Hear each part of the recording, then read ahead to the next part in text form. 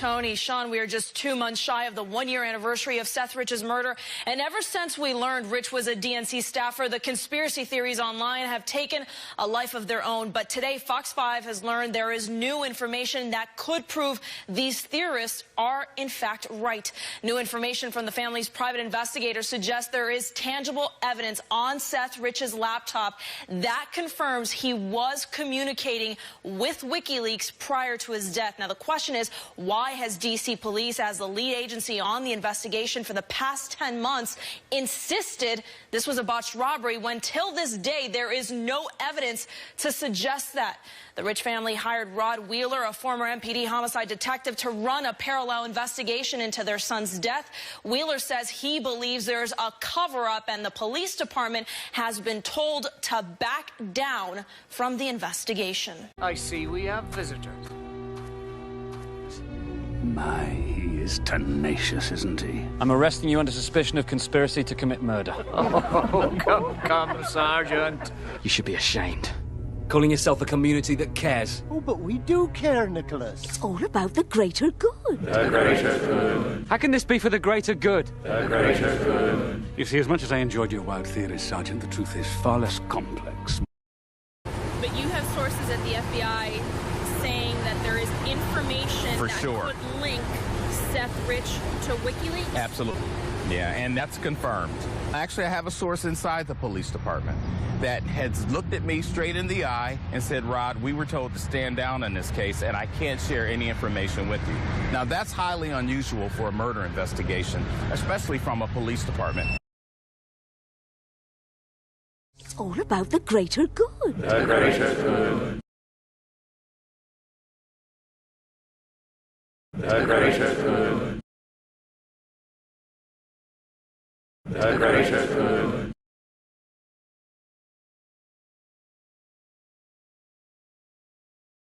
How can this be for the greater good? The greater good. Shut it! These people died for no reason whatsoever! Oh, I wouldn't say that. Hello, Nicholas. So this doesn't make any sense. You've seen the people. They're happy. Contented. They're living in a dream world. I'm disappointed you can't see the bigger picture. Well, I'm happy to disappoint you, sir. And I'm afraid you're going to have to come with me. You are all going to have to come with me. No, Nicholas.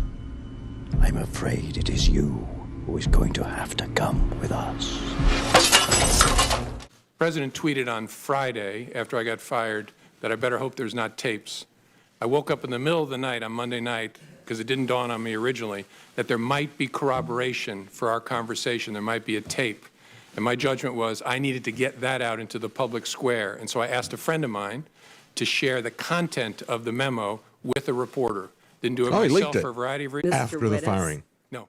Everything that we're talking about now is the result of leaks, presumably by people who work for Donald Trump, career employees, I would bet, who are leaking this stuff and basically making it impossible to govern. The greater good. The greater good. The greater good.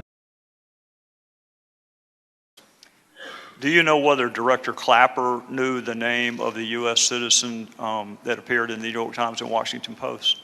I can't say in this forum because, again, I don't want to confirm that there was classified information in the newspaper. Would he have access to an unmasked name? In some circumstances, sure. He was the Director of National Intelligence, but I'm not talking about the particular. Would Director Brennan have access to an unmasked U.S. citizen's name? In some circumstances, yes. Would National Security Advisor Susan Rice have access to an unmasked U.S. citizen's name? I think yes, in general, and any other national security advisor would, I think, as a matter of their ordinary course of their business. Would former White House advisor Ben Rhodes have access to an unmasked U.S. citizen's name? I don't know the answer to that. Would former Attorney General Loretta Lynch have access to an unmasked U.S. citizen's name? In general, yes, as would any Attorney General. So that would also include acting AG Sally Yates? Same answer. Cohen, does Vladimir Putin indeed have a dog in our U.S. fight? Vladimir Putin wants to end the new Cold War, and so do I. Let me say I have no ties to the Trump campaign or the Clinton campaign. But if I were to write your headline for you today, I tried on the way down here. I couldn't fit it on the front page, but it would go like this. We're in a new and more dangerous Cold War with Russia. We're approaching a Cuban Missile Crisis nuclear confrontation with Russia, both along Russia's borders and possibly over Syria. There is absolutely no discussion, no debate about this in the American media, including, forgive me, on CNN. Then along comes unexpectedly Donald Trump, who says something that suggests he wants to end the new Cold War, cooperate with Russia in various places, what we used to call détente.